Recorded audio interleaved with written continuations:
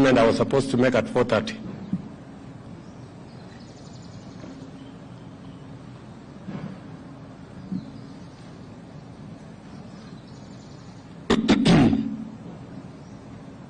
Thank you very much.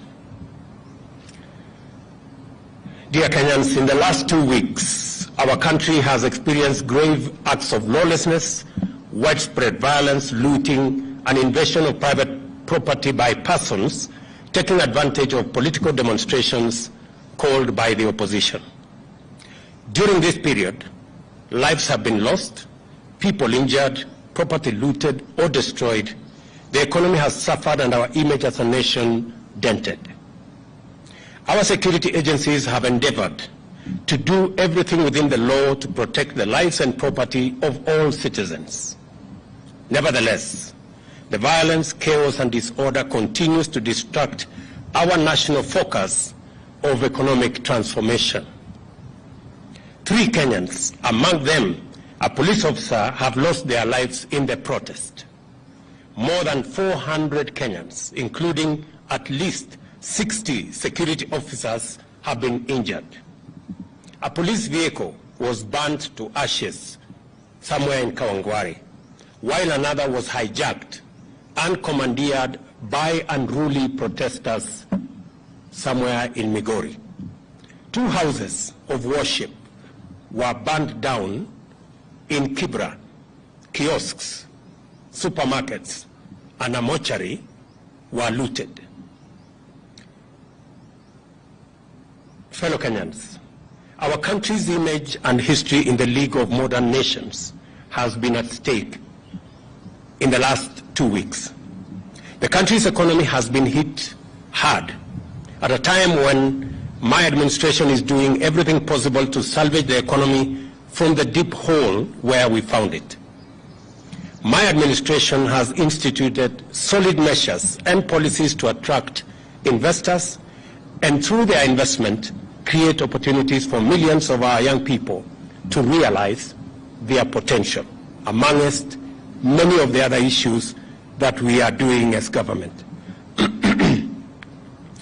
We cannot, ladies and gentlemen, we cannot allow these efforts to be derailed by acts of violence, chaos, and anarchy.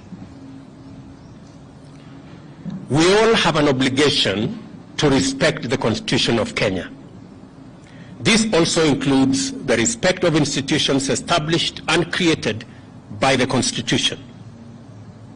Our country's electoral system and process is anchored on the principles of our Constitution. The Independent Electoral and Boundaries Commission conducted a free, fair, and transparent general election on the 9th of August 2022, a poll that was observed by different organizations, both local and international. The Commission declared the results for all 6 elections conducted, and any contestants who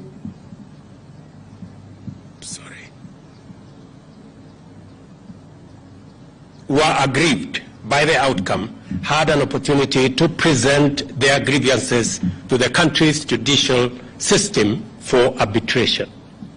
The Supreme Court of Kenya had and determined with finality the 2022 presidential election dispute and ruled on the petitions that were filed by the aggrieved contestants and their supporters. Nevertheless, I have carefully listened to the issues raised by my friend, the Honorable Raila Odinga. In times like this, it is not about who is right or who is wrong. Like Winston Churchill said, I dare say, and I quote, "Courage is what it takes to stand up and speak, but it is also what it takes to sit down and listen."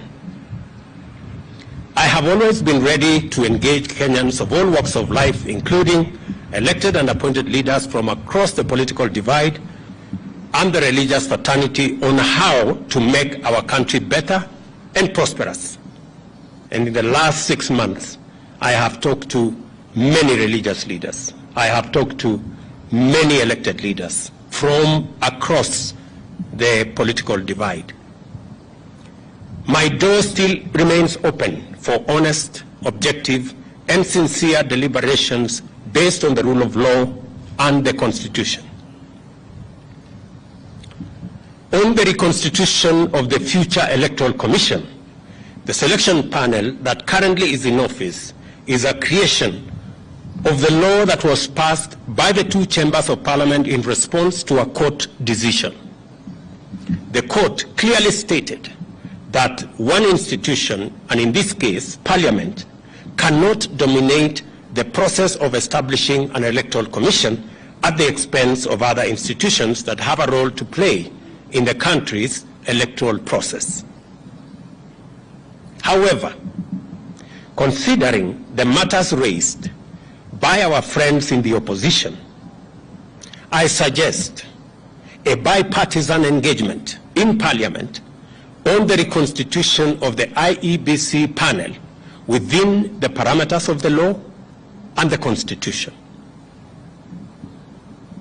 In any case, as a Democrat and guided by the Constitution, I, on the 9th of December 2022, sent a memorandum to the Speakers of the National Assembly and Senate requesting the purposive intervention on implementation of the 2/3 gender rule, entrenchment in the Constitution of the Constituency Development Fund, Senate oversight and national gender affirmative action funds, establishment of the position of the Leader of Opposition, and the improvement of parliamentary oversight of the executive. And for the record, Parliament has already approved the parliamentary oversight of the executive, and shortly, cabinet secretaries will be appearing before the House to answer questions. The other items are still in Parliament. The IEBC selection panel and the future process of recruitment of its commissioners could as well be part of a conversation leading to constitutionally and legally binding proposals through a bipartisan parliamentary process. In other words, I am suggesting that the issues that have been raised by our friends on the matter of IEBC,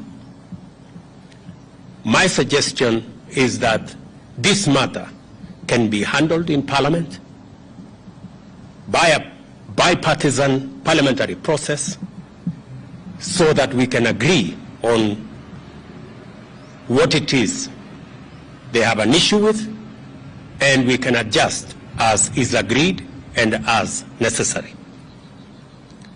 And therefore, in these circumstances, and in view of the recent events that led to loss of life and destruction of property in the demonstrations that have occasioned in our country for the last 2 weeks, I urge my brother Raila Odinga and the opposition to call off the demonstrations and to give this bipartisan approach a chance for us to take the country forward. Meanwhile, I call on all Kenyans to remain peaceful and law-abiding, and I assure them that the government of Kenya will continue with its sacred duty of protecting their lives and their property, including their businesses. Thank you very much.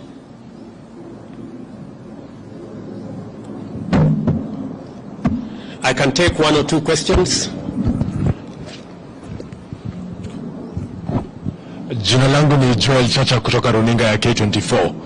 Baadhi ya matakwa ya Azimio vile vile ni kuhusiana na gharama ya juu ya maisha. Je, Wakenya watarajie kupungua kwa bei ya bidhaa muhimu kufikia lini?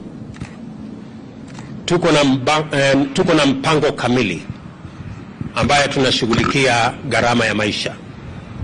Kwa mara ya kwanza tumesajili wakulima milioni 5.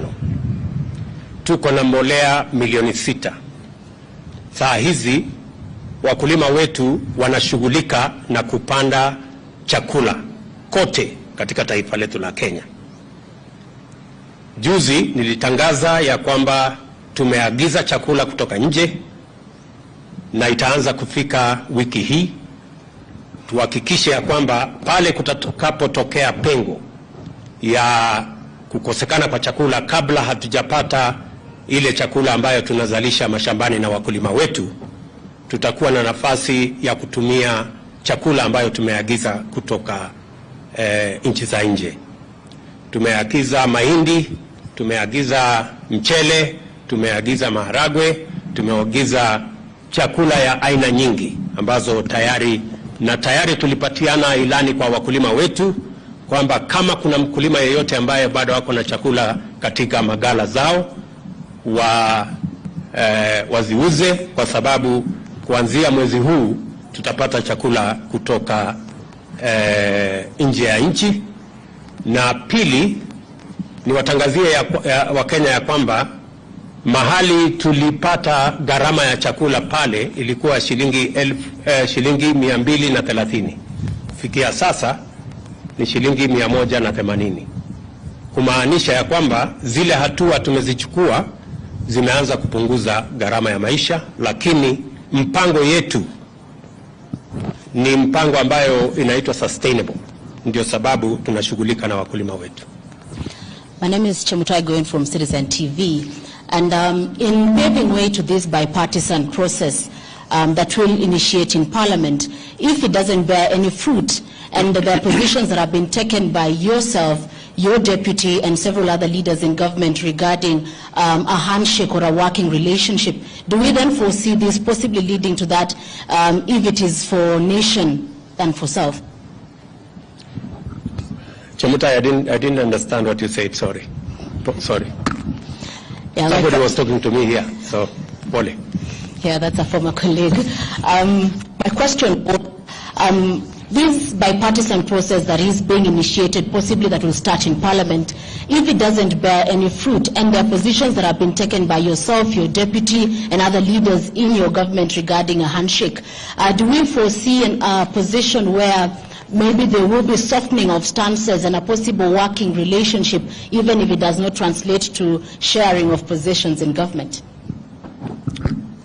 You know, as a believer in the rule of law, and as a believer in running an accountable government, our position is that we should never be in the position that this country was put by the handshake, where there is no distinction between government and the opposition. Once you compromise accountability and oversight, you are in for a lot of trouble.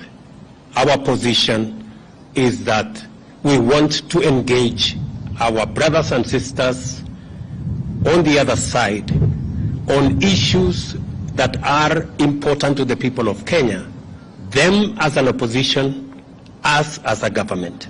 That way, the system of checks and balances remains intact. Mr. President, I am Sydney Chazima from NTV. I have one or two questions. One, in a parliament where the ruling party or the ruling coalition enjoys a very high majority, how bipartisan will that process be? And then secondly, you've only touched on one of the issues that the opposition was putting forward as part of their demands. There are issues to do with the servers, there are issues to do with the high cost of living, which you have mentioned. Then thirdly, this is to do with the demonstrations. We've seen some kind of brute force against the media from the police. We would like you to address that.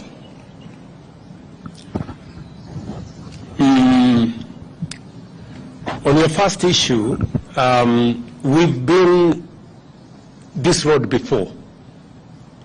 We've sorted out matters in a bipartisan way in Parliament before,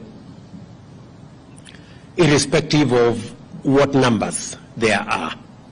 And in any case, the numbers in Parliament, the difference is not that much. from where I sit. So I do not see any threat of any side. And in any case, when we engage in a bipartisan approach, it is not a game of numbers.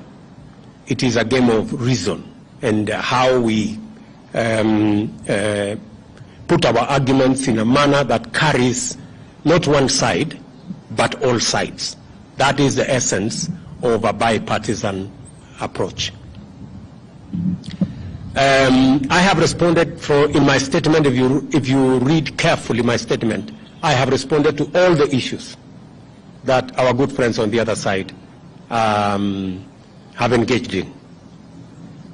And finally, we are great believers in free media. And any engagement that puts the media in danger is not acceptable. However, in the context of the violent demonstrations, you agree that there has been a lot of violence against citizens, many citizens, properties, burning or down of buildings, including churches. In that confusion, there could have been incidences where the media was caught in the fray. I do not think there is any deliberate attack on the media. And if there was such deliberate attack on the media, I can tell you we would be opposed to it and we would not support it and we would actually deal with it, because we believe that the media should be left to carry out its duties, its broadcasts, irrespective of how unfair they may be. It doesn't really matter. But the media should be left alone, irrespective of how biased they may be. Okay, any other maneno? And just for the record, because I have seen some other people say, oh, maybe the media will be, I don't know what will be switched off. Take it from me. Kenya has come a long way. The era of switching off, I don't know, this or that's way behind us. I have said we will support the right of the media to carry out its function. You have our absolute support, irrespective of how biased you are against us. We will support you. Yeah? We will support you to do whatever it is that you're doing. But I am sure if we exchange positions, if you are standing where I'm standing, you guys would have switched off the media. But us, we will not. Sawa. Asante.